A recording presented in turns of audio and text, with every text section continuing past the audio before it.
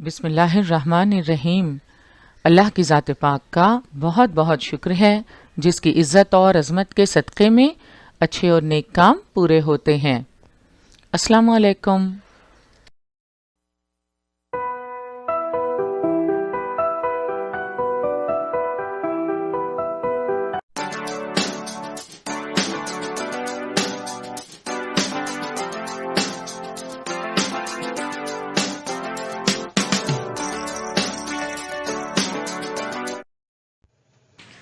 बृहन्मुंबई महानगर पालिका शिक्षण विभाग के तहत जारी वर्चुअल ट्रेनिंग सेंटर की जानिब से पेश होने वाले ई लर्निंग सेशन में आपका इस्तकबाल है। मैं हूं आपके मौलमा मैमुना शेख। तो आइए आपके तालीमी सिलसिले को आगे बढ़ाते हैं और शुरू करते हैं आज का हमारा सेशन। नवीं जमात में सियासत के इस सेशन में इयादे के लिए हमारा आज का मौजू है भारत की खारजा पॉलिसी की पेशरफ्त, इंडियाज़ फॉरेन पॉलिसी। सबसे पहले सबक के अहम निकात पर एक नज़र डालते हैं। खारजा पॉलिसी के मफ़हूम और अहमियत को हम समझेंगे। कौमी मफाद और खारजा पॉलिसी, खारजा पॉलिसी मुतय्यन करने वाले अवामिल और भारत की खारजा पॉलिसी का जायज़ा लेंगे। इस साबिक़ा मालूमात की रोशनी में आइए खारजा पॉलिसी के मफ़हूम और अहमियत को समझने की कोशिश करते हैं। अब आप अच्छी तरह जान गए हैं कि कोई भी मुल्क चाहे छोटा हो या बड़ा तमाम मामलात में खुद कफ़ील नहीं हो सकता, इसलिए उसे दूसरे ममालिक पर इन्हिसार करना पड़ता है। तमाम ममालिक एक बैनुल अक़वामी निज़ाम का हिस्सा होते हैं। हर मुल्क अपने तौर पर यह फैसला करता है कि उसे किस मुल्क से दोस्ती करना चाहिए, किस ग्रोह में शामिल होना चाहिए या बैनुल अक़वामी सियासत में उसे क्या किरदार अदा करना है। इस तरह के फैसले निहायत गौर व फिक्र के बाद करने पड़ते हैं। हर मुल्क अपने तौर पर यह फैसला करता है कि उसे किस मुल्क से दोस्ती करना चाहिए, किस ग्रोह में शामिल होना चाहिए या बैनुल अक़वामी सियासत में क्या किरदार अदा करना चाहिए। इसी फिक्री निज़ाम को खारजा पॉलिसी कहा जाता है।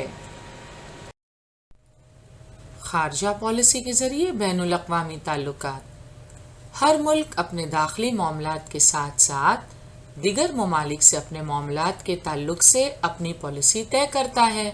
अब अपने दाखिली मामलात के ताल्लुक से हर मुल्क फ़ैसले लेता है कि भाई उन्हें किस किस्म की पॉलिसी इख्तियार करनी चाहिए, कौन से फ़ैसले लिए जाने चाहिए। इसके साथ साथ दिगर ममालिक से भी अपने मामलात के ताल्लुक से अपनी पॉलिसी तय करता है। इसी पॉलिसी को खारजा पॉलिसी कहते हैं। मुल्कों के बाहमी ताल्लुकात का मुताला करने वालों के लिए बैनुल अक़वामी सियासत में खारजा पॉलिसी को निहायत अहमियत हासिल होती है। और अभी हम देख चुके हैं कि हर आज़ाद और मुक़्तदिर मुल्क अपनी खारजा पॉलिसी तय करता है। आज़ाद मुल्क तो आप अच्छी तरह जानते हैं। मुक़्तदिर मुल्क से क्या मुराद है? आपको याद है हफ्तुम जमात में हम इसके मुतालिक पढ़ चुके हैं। हर मुल्क अपने तौर पर यह फैसला करता है कि उसे किस मुल्क से दोस्ती करना चाहिए, किस ग्रोह में शामिल होना चाहिए या बैनुल अक़वामी सियासत में क्या किरदार अदा करना चाहिए। इसी फिक्री निज़ाम को खारजा पॉलिसी कहा जाता है। हमने मुख्तसरन खारजा पॉलिसी को समझा है। कौमी मफाद और खारजा पॉलिसी में قریبی تعلق ہوتا ہے۔ خارجہ پالیسی کے ذریعے ہی قومی مفادات کا تحفظ کیا جا سکتا ہے۔ اس لیے خارجہ پالیسی کا مطالعہ کرنے سے قبل ہمیں قومی مفاد کا مفہوم اور اہمیت سمجھنا چاہیے۔ قومی مفاد یعنی اپنے ملک کی آزاد اور مقتدر حیثیت کے تحفظ کے لیے کی جانے والی تدبیریں، اپنی معاشی ترقی کے ذریعے اپنی قوت میں اضافے کی کوششیں بھی قومی مفاد میں شامل ہیں۔ اب آئیے اسے اچھی طرح سمجھنے کی کوشش کرتے ہیں۔ دیکھیے، اپنے ملک کے لیے مفید اور موافق معاملات پر غور و فکر کر کے فیصلے کیے جاتے ہیں، اسے ہم قومی مفاد کا تحفظ کہتے ہیں۔ دفاع کے ساتھ معاشی ترقی بھی ایک اہم قومی مفاد ہے۔ معاشی اعتبار سے کمزور ملک کے لیے اپنی آزادی کی حفاظت کرنا مشکل ہوتا ہے، اس لیے دفاع کے ساتھ ساتھ معاشی ترقی بھی ایک اہم قومی مفاد مانا جاتا ہے۔ قومی مفاد اور خارجہ پالیسی میں قریبی تعلق ہوتا ہے۔ دفاع اور معاشی ترقی جیسے قومی مفادات کے تحفظ کے پیش نظر خارجہ پالیسی تشکیل دی جاتی ہے۔ اس لیے قومی مفاد کو اگر مقصد مان لیا جائے تو خارجہ پالیسی اس مقصد کے حصول کا ذریعہ ثابت ہوتا ہے۔ ملکوں کے مقاصد میں وقت اور حالات کے مطابق تبدیلیاں رونما ہوتی رہتی ہیں، اسی لحاظ سے قومی مفادات بھی تبدیل ہوتے ہیں۔ ان تبدیلیوں کی عکاسی خارجہ پالیسی میں ہوتی ہے، اس لیے خارجہ پالیسی متغیر ہوتی رہتی ہے۔ آج کسی ملک سے اگر بہت اچھے تعلقات ہیں تو ہو سکتا ہے کہ کبھی اتنے اچھے نہ رہیں، اور کسی ملک سے اگر بہت اچھے تعلقات نہیں ہیں تو ہو سکتا ہے کہ کچھ عرصے بعد اس ملک سے ہمارے تعلقات بہت اچھے ہو جائیں۔ تو خارجہ پالیسی جو ہے وہ متغیر ہوتی رہتی ہے۔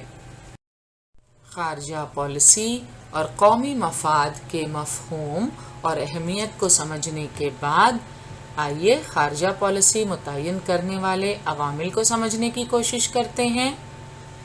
بین الاقوامی نظام میں کس ملک سے کس قسم کا تعلق رکھا ہے، اسی پر خارجہ پالیسی کی بنیاد ہوتی ہے، لیکن خارجہ پالیسی پر اس کے علاوہ بھی چند عوامل اثر انداز ہوتے ہیں، اور وہ عوامل کون سے ہیں؟ خارجہ پالیسی متعین کرنے والے عوامل ہیں: نمبر 1 ملک کا جغرافیائی محل وقوع، نمبر 2 سیاسی نظام، نمبر 3 معیشت، نمبر 4 سیاسی قیادت، اور نمبر 5 انتظامی عوامل۔ آئیے دیکھتے ہیں ملک کا جغرافیائی محل وقوع کس طرح خارجہ پالیسی پر اثر انداز ہوتا ہے۔ آپ نے گلوب یا دنیا کا سیاسی نقشہ دیکھا ہوگا، اس کی مدد سے آپ کسی بھی ملک کا جغرافیائی محل وقوع دیکھ سکتے ہیں۔ کچھ ممالک دیگر ممالک سے کافی فاصلے پر واقع ہوتے ہیں، اور کچھ ممالک ایک دوسرے کے پڑوسی ممالک ہوتے ہیں۔ کچھ ممالک کو وسیع تر ساحلی علاقہ میسر ہے تو کچھ ممالک معدنی دولت سے مالا مال ہیں۔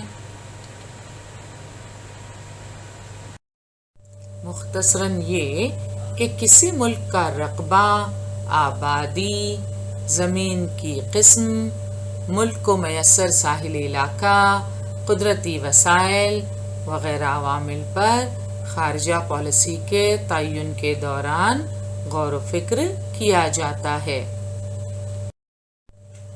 دوسرا ہے سیاسی نظام۔ جمہوری طرز کے سیاسی نظام میں پارلیمنٹ کو خارجہ پالیسی تدوین کرنے میں اہم مقام حاصل ہوتا ہے۔ پارلیمنٹ جو ہے وہ خارجہ پالیسی طے کرتی ہے، مرتب کرتی ہے، کیونکہ خارجہ پالیسی سے متعلق مختلف موضوعات پر پارلیمنٹ میں مباحثے ہوتے ہیں۔ حزب مخالف جماعتیں سوالوں کے ذریعے خارجہ پالیسی پر قابو رکھتی ہیں، لہٰذا خارجہ پالیسی پر اثر انداز ہونے والے عوامل میں سیاسی نظام شامل ہے۔ وفاقی نظام کے حامل ممالک کو خارجہ پالیسی طے کرتے وقت اپنی ریاستوں کا بھی خیال کرنا ہوتا ہے۔ تیسرا ہے معیشت۔ ملک کی معیشت کو مضبوط کرنے کے لیے دیگر ممالک سے قائم کیے جانے والے معاشی تعلقات، درآمدات اور برآمدات، عالمی تجارت میں شمولیت جیسے عوامل خارجہ پالیسی کی تشکیل میں اہم کردار ادا کرتے ہیں۔ تو معیشت جو ہے وہ بھی بہت اہمیت رکھتی ہے خارجہ پالیسی طے کرتے وقت۔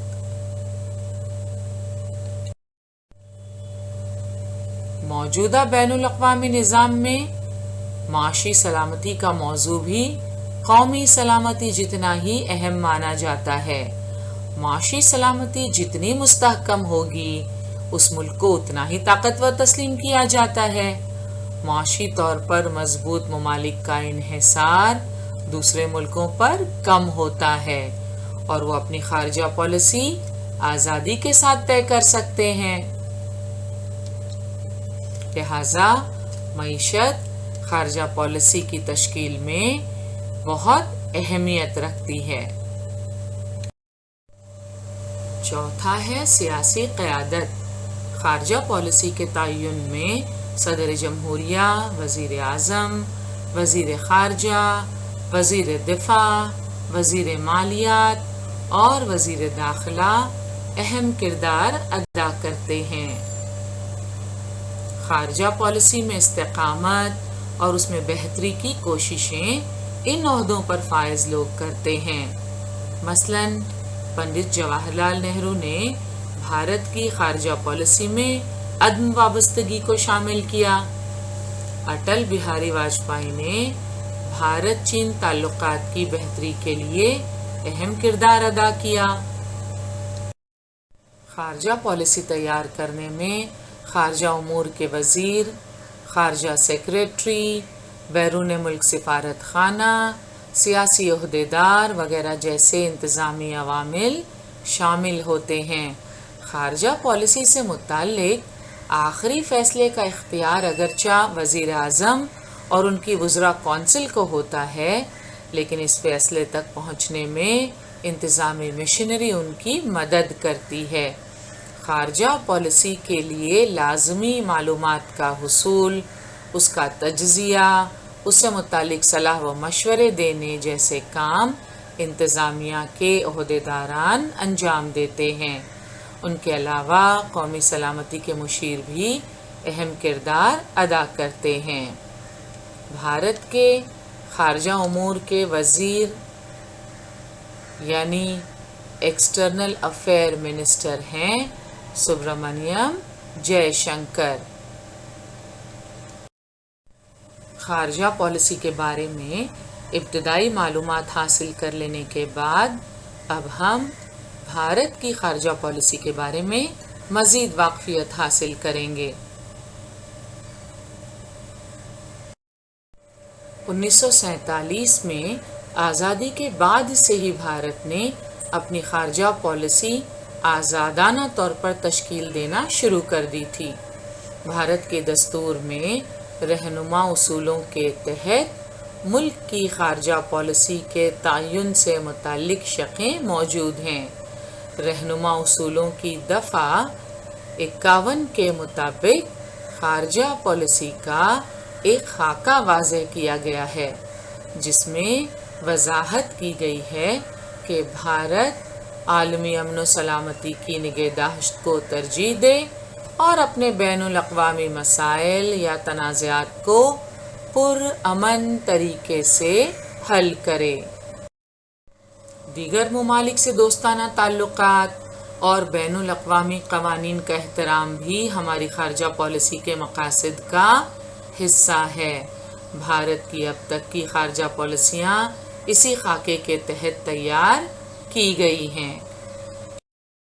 بھارت کے دستور کی دفعہ 51 جس کے تحت خارجہ پالیسی کا ایک خاکہ واضح کیا گیا ہے، اس کے کچھ نکات اس طرح ہیں۔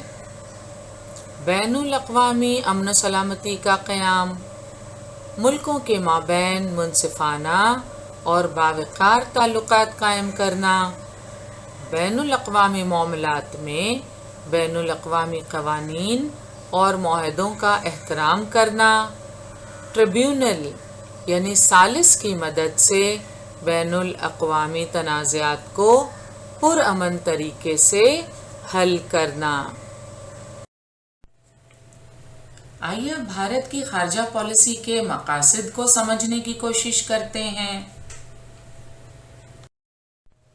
بھارت کی خارجہ پالیسی کے مقاصد میں سب سے پہلے پڑوسی ممالک اور دیگر ممالک کے ساتھ دوستانہ تعلقات برقرار رکھتے ہوئے اپنے ملک کی سلامتی پر آنچ نہ آنے دینا، ملک کی جغرافیائی سرحد کی حفاظت سے سمجھوتا نہ کرنا۔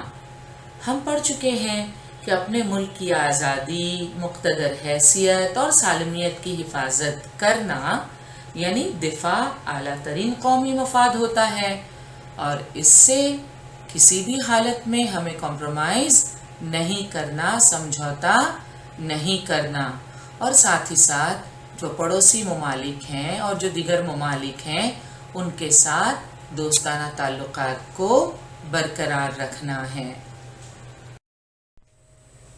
تو یہ ہیں بھارت کے پڑوسی ممالک۔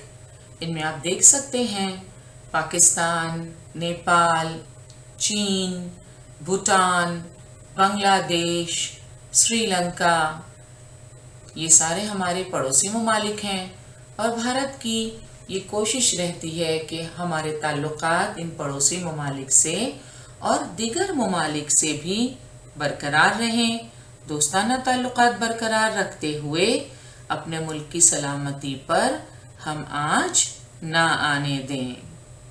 ملک کی جغرافیائی سرحد کی حفاظت سے کسی بھی حالت میں سمجھوتا نہ کرنا بھارت کی خارجہ پالیسی کا اہم مقصد ہے۔ بھارت کی خارجہ پالیسی کا دوسرا مقصد ہے بھارت کے اتحاد اور سالمیت کی حفاظت کرنا۔ ہم سبھی جانتے ہیں کہ یونٹی ان ڈائیورسٹی ہمارے ملک کی خصوصیت ہے۔ دنیا کے کسی ملک میں اتنی ڈائیورسٹی ہمیں نظر نہیں آتی جتنی ہمیں بھارت میں دکھائی دیتی ہے۔ مختلف مذاہب کے ماننے والے یہاں رہتے ہیں، مختلف زبانیں بولنے والے لوگ ہیں، ان کے رسم و رواج الگ ہیں۔ آپ دیکھ سکتے ہیں مختلف ریاستوں میں آب و ہوا کے مطابق لوگوں کا پہناوا مختلف ہے، الگ الگ تہوار منائے جاتے ہیں۔ تو اتنی ساری جو ڈائیورسٹی ہے اس کے باوجود ہم سب ایک ہیں، ہم سب بھارتیہ ہیں۔ تو جو اتحاد ہے یہ دراصل ہماری طاقت ہے، اور بھارت کی خارجہ پالیسی کے مقاصد میں یہ اہم بات شامل ہے کہ بھارت کا یہ اتحاد قائم رہے، بھارت کے اس اتحاد اور سالمیت کی حفاظت کرنا بھارت کی خارجہ پالیسی کے مقاصد میں ایک اہم مقصد ہے۔ اس کے بعد دوسرے ممالک میں رہنے والے بھارتیوں کے مفادات کی حفاظت کرنا، یہ ذمہ داری متعلقہ ملک میں بھارت کا سفارت خانہ انجام دیتا ہے۔ سفارت خانہ جسے ہم ایمبیسی کہتے ہیں۔ تو مختلف وجوہات کی بنا پر کچھ بھارتیہ دنیا کے دیگر ممالک میں آباد ہیں، روزگار کی تلاش میں گئے ہوئے لوگ ہیں، کچھ تعلیم کے سلسلے میں دیگر ممالک میں بسے ہوئے ہیں، کچھ علاج معالجے کی غرض سے باہر جاتے ہیں، اور کچھ سیر و تفریح کے لیے ہی چلے جاتے ہیں۔ تو اگر دوسرے ملک میں کسی بھارتی کو کوئی پریشانی ہو یا کوئی مشکل ہو تو وہ وہاں موجود بھارت کا جو سفارت خانہ ہے ان سے رجوع کر سکتا ہے، اور ہماری ایمبیسی جو ہے، انڈین ایمبیسی، اس ملک میں بھارتیوں کی مدد کرتی ہے۔ تو دوسرے ممالک میں رہنے والے بھارتیوں کے مفادات کی حفاظت کرنا، اور یہ ذمہ داری متعلقہ ملک میں بھارت کا سفارت خانہ انجام دیتا ہے۔ بھارت کی خارجہ پالیسی کے مقاصد میں ایک اہم مقصد ہے بھارت کی معاشی ترقی کے لیے غیر ممالک کے ساتھ معاشی اور تجارتی تعلقات قائم کرنا، تاکہ ملک معاشی طور پر مضبوط اور خوشحال بن سکے۔ آئیے اب ہم بھارت کی خارجہ پالیسی کا جائزہ لیتے ہیں۔ ہم بھارت کی خارجہ پالیسی کا جائزہ 2 مرحلوں میں لیں گے۔ پہلا مرحلہ آزادی کے بعد سے سن 1990 تک، اور دوسرا مرحلہ 1990 سے تاحال ہوگا۔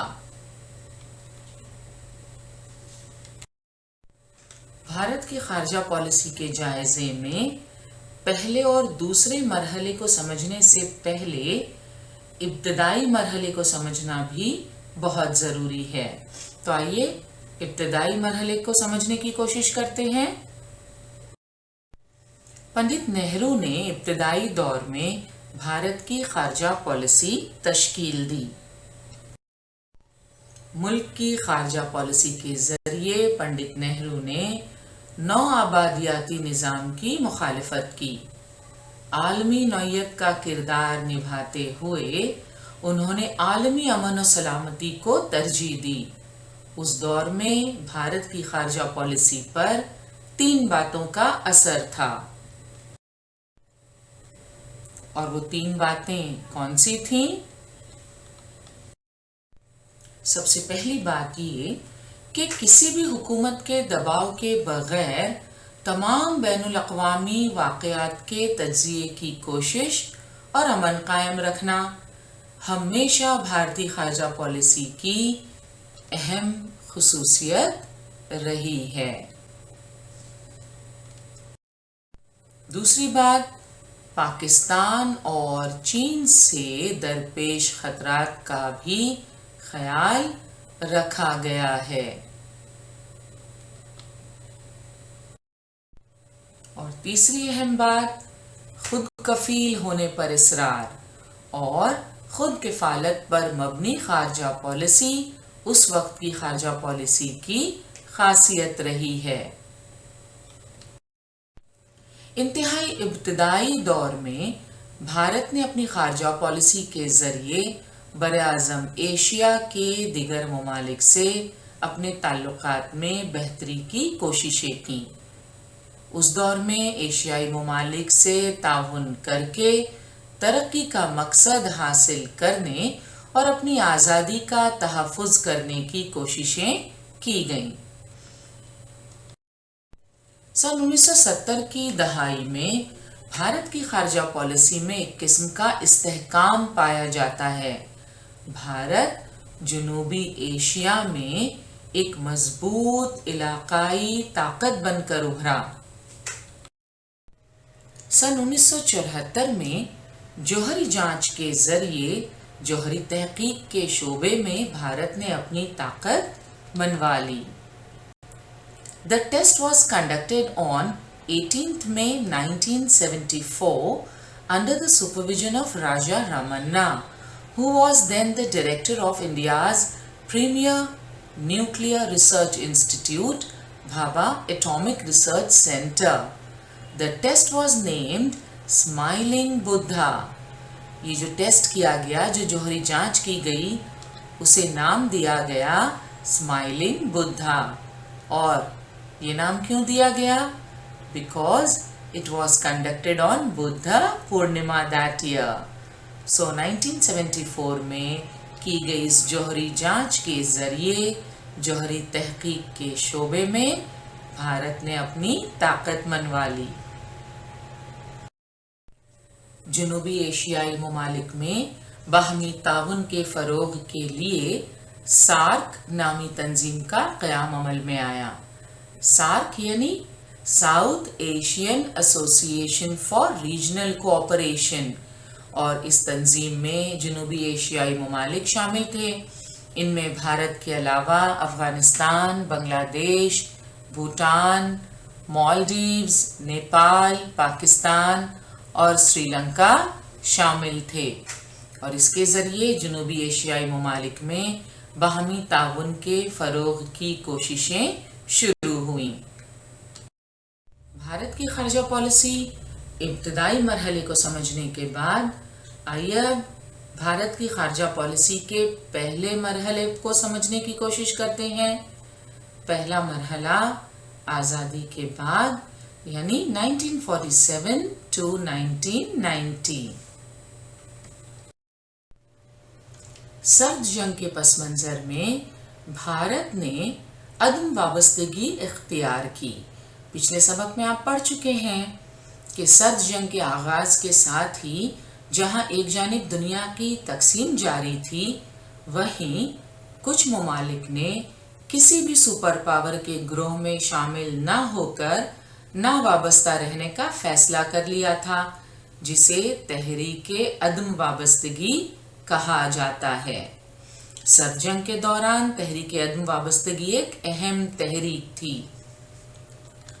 सन 1961 में भारत के वजीर आज़म जवाहरलाल नेहरू, युगोस्लाविया के सदर मार्शल टीटो, मिस्र के सदर जमाल अब्दुल नासिर, इंडोनेशिया के सदर डॉक्टर अहमद सकानो और घाना के वजीर आज़म क्वामे नक्रमा की ज़ेर क़यादत इस तहरीक का आगाज़ हुआ।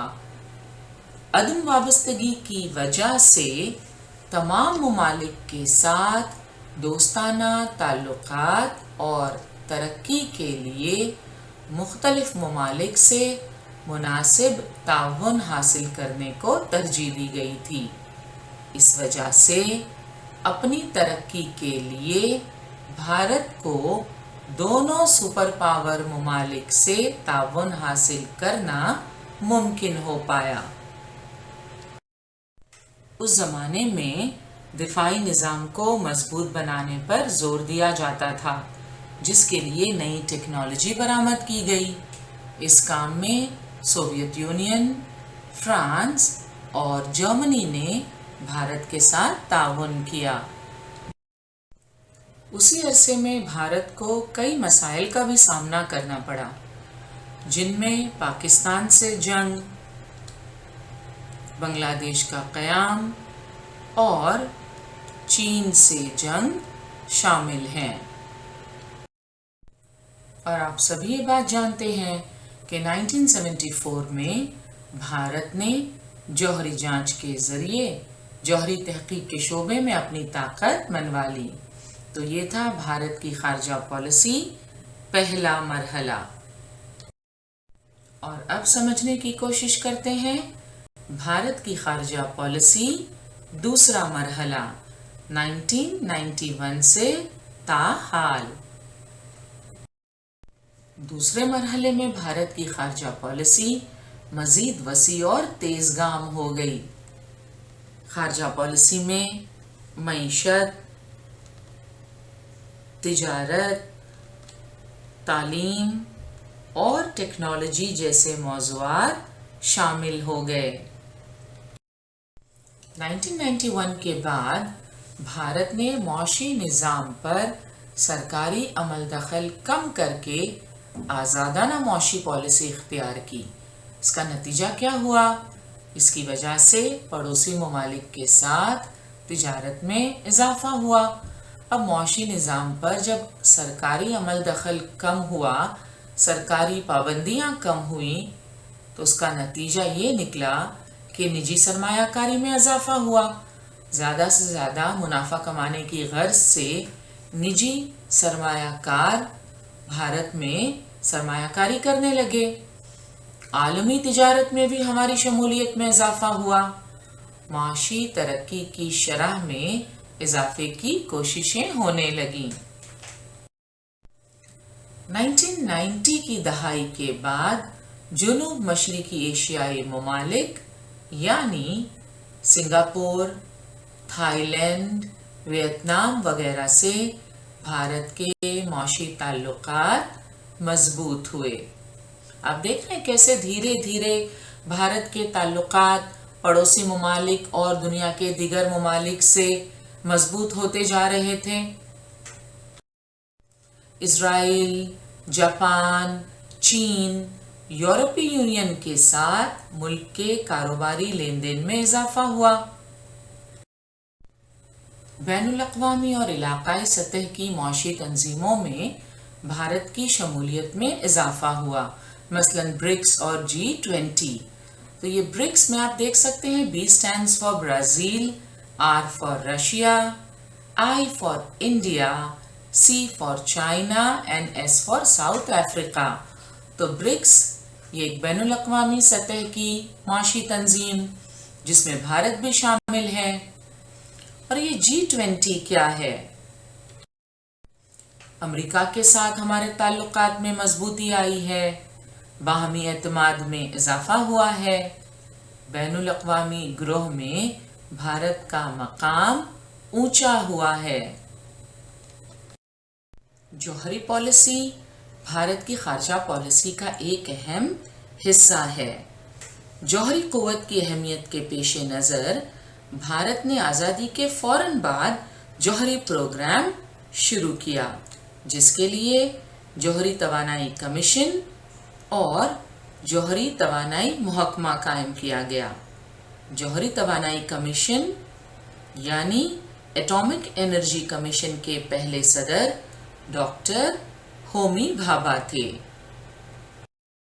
जौहरी तवानाई की तैयारी अगरचे इस कमीशन का मकसद था, लेकिन उसके साथ ही फौजी सलाहियत को फ़रोग़ देना भी उसके अहम मकासद में शामिल था। 1974 में भारत ने पोखरन में पहली जौहरी जांच की। 1998 में भारत ने दूसरी जौहरी जांच के बाद जौहरी असलाह तैयार किया है।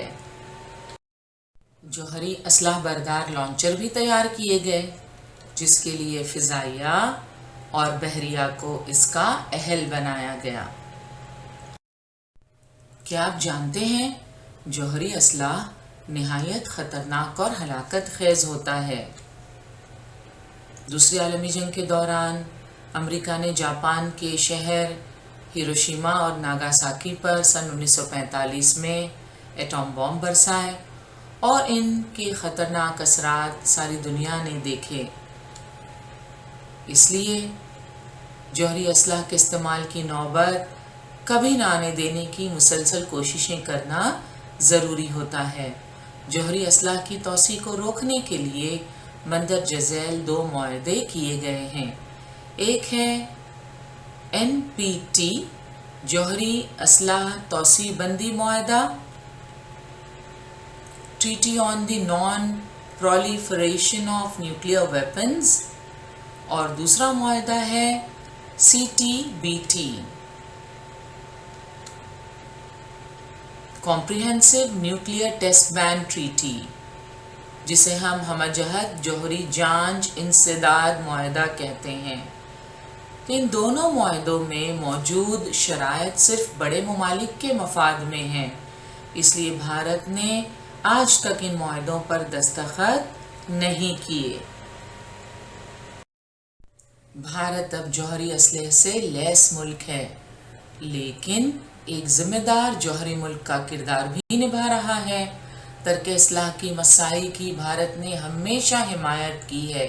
तर्क इस्लाह की जो भी कोशिशें होती हैं, भारत हमेशा उनका हिमायती रहा है, क्योंकि भारत हमेशा आलमी अमन और सलामती का ख्वाहां रहा है। तो ये था भारत की खारजा पॉलिसी का जायज़ा। उम्मीद करते हैं भारत की खारजा पॉलिसी के मकासद और खारजा पॉलिसी के मुख्तलिफ मराहिल जो हैं, आप उन्हें अच्छी तरह समझ गए होंगे। लिहाजा अब नीचे दिए हुए सवालात के जवाबात देना आपके लिए कोई मुश्किल नहीं है। آج کا ہمارا سیشن یہیں مکمل ہوا. انشاءاللہ اگلے سیشن میں ضرور ملیں گے. السلام علیکم.